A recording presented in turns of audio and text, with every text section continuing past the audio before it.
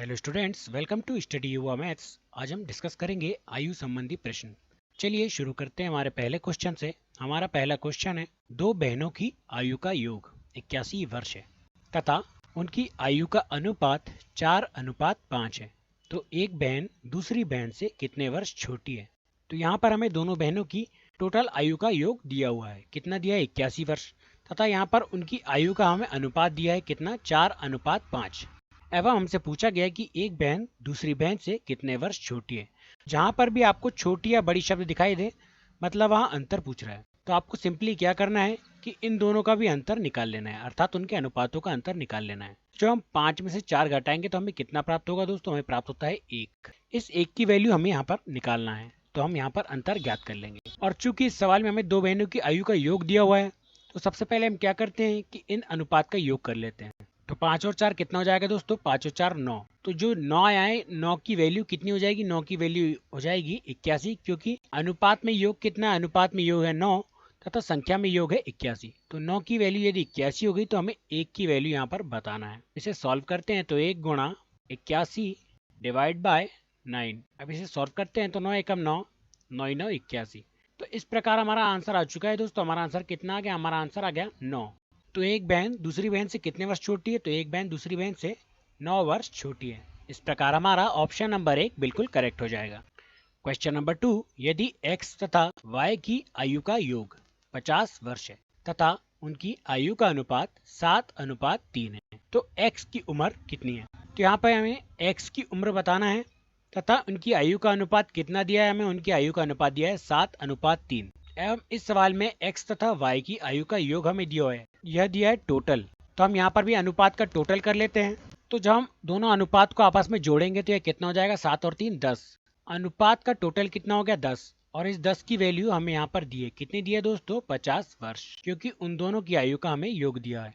10 की वैल्यू यदि 50 है और हमसे क्या पूछा गया? हमसे पूछा गया x की उम्र। तो इसमें x का अनुपात कितना है दोस्तों? x का अनुपात है पहला वाला 7। तो इस 7 की वैल्यू हम निकाल लेंगे तो हमें x की उम्र पता चल जाएगी। तो इससे आगे सॉल्व करते हैं तो 7 गुणा 50 डिवाइड बाय 10। तो ये शून्य से ये शून्य, और जब 7 में 5 का गुणा हम करेंगे तो यह हो जाएगा टोटल 35 वर्ष। तो x की उम्र कितनी हो जाएगी दोस्तों? x की उम्र हो जाएगी 35 वर्ष। क्वेश्चन नंबर 3, p और q की आयु क्रमशः 50 और 40 वर्ष है। कितने समय पहले उनकी आयु का अनुपात 3:2 था? तो इस सवाल में दोस्तों हमें p और q की आयु कितनी दी है? 50 और 40 वर्ष। कितने समय पहले उनका अनुपात 3:2 था, यह हमें बताना है। तो सबसे पहले आपको क्या लिखना है? सबसे पहले आपको लिखना है p की आयु कितनी है? p की आयु है 50 वर्ष। और ठीक उसी के बटे में आपको क्या लिखना है? q की आयु। तो q की आयु कितनी है? q की आयु है 40 वर्ष। इसके पश्चात आपको क्या करना है कि इसमें से हमें यह पूछ रहा है कि कितने समय पहले उनकी आयु का अनुपात 3:2 था।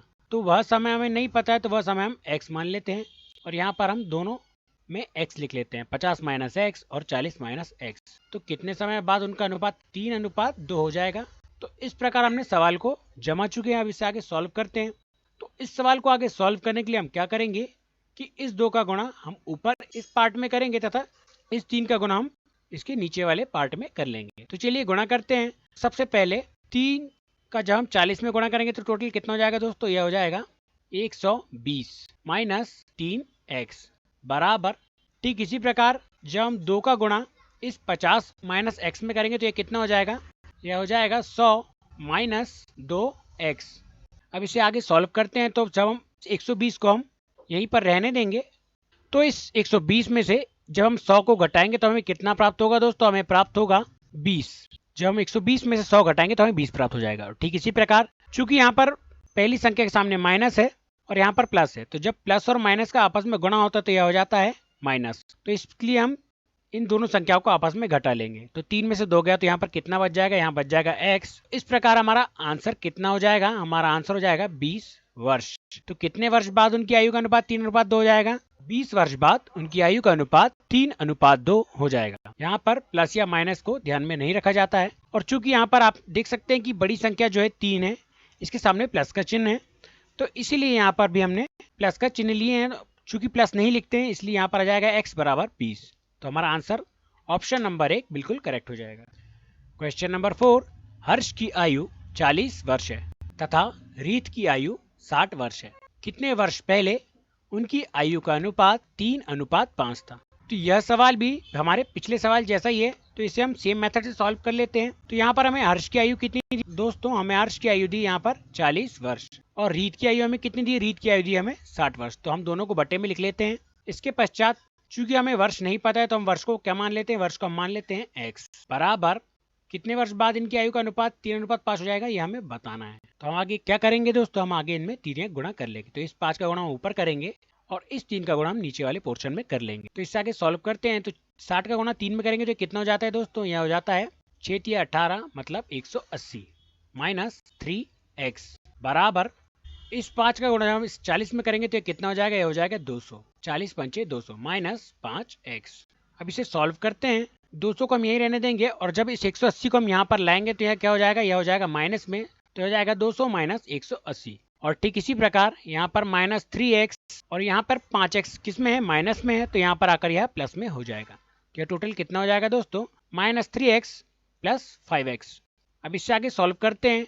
तो 200 में से जब हम 180 को घटाएंगे तो यहाँ कितना हो जाएगा? यह हो जाएगा 20।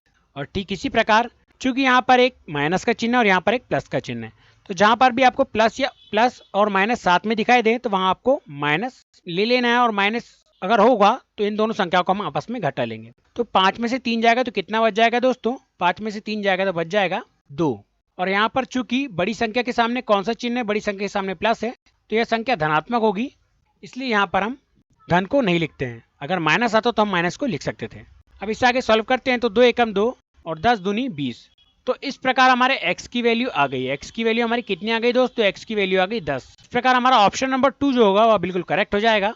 10 वर्ष बाद उनकी आयु का अनुपात 3:5 हो जाएगा। क्वेश्चन नंबर 5, पिता और पुत्र की आयु का अनुपात 3:1 है एवं उनकी आयु का गुणनफल 147 है, तो उनकी आयु का योग ज्ञात कीजिए। तो यहाँ पर इस सवाल में हमें आयु का गुणनफल दिया हुआ है तथा उनकी आयु का योग हमसे पूछा गया है। तो यह सवाल थोड़ा डिफरेंट है, तो समझते हैं कि कैसे सॉल्व करेंगे। तो चूंकि हमें उनकी आयु नहीं दी है, उनकी आयु को हम इस प्रकार मान सकते हैं कि पिता की आयु कितनी है? पिता की आयु का अनुपात है 3, तो पिता की आयु को हम 3x मान लेते हैं। और पुत्र की आयु कितनी है? पुत्र की आयु है 1, तो हम यहाँ पुत्र की आयु को x मान लेते हैं। और हमसे यहाँ बोला गया कि उनकी आयु का गुणनफल, तो गुणनफल जब भी पूछा जाए तो इन दोनों का गुणा होगा और बराबर यहाँ कितना हो जाएगा? बराबर हो जाएगा 147। तो 3x गुणा x बराबर 147 यह वैल्यू है। अब इससे आगे सॉल्व करते हैं। तो 3x गुणा x कितना हो जाएगा दोस्तों? यह हो जाएगा 3x² बराबर 147। अब इसे काट लेते हैं। तो यहाँ पर कितना आ जाएगा दोस्तों? यहाँ पर आ जाएगा x² बराबर 49। अब चूंकि यहाँ पर x का स्क्वायर है इसलिए हमें 49 किसका वर्ग है यह बताना पड़ेगा। तो यहाँ पर हम x बराबर 49 किसका वर्ग है दोस्तों? 49 वर्ग है 7 का। तो इस प्रकार हमारा x का वैल्यू आ चुका है। x की वैल्यू कितनी है? 7। अब चूंकि यहाँ x की वैल्यू मिली है और हमें क्या पूछा गया? उनकी आयु का योग। तो उनकी आयु का योग निकालने के लिए हम क्या करते हैं कि x की वैल्यू हमने कितने निकाले हैं? x की वैल्यू हमने निकाले हैं 7। तो सबसे पहले इसका आपस में गुणा कर लेते हैं। 7 तिया कितना हो जाएगा? 7 तिया हो जाएगा 21। और ठीक इसी प्रकार पुत्र की आयु का अनुपात कितना था? पुत्र की आयु का अनुपात था 1 तथा इसका जो x का मान है वह कितना था? 7। तो 7 एकम 7। तो इस प्रकार हम जब इन दोनों का टोटल करेंगे तो ये टोटल कितना आ जाता है दोस्तों? यह आ जाता है 28। 21 और 7 28। तो यही 28 हमारा आंसर हो जाएगा।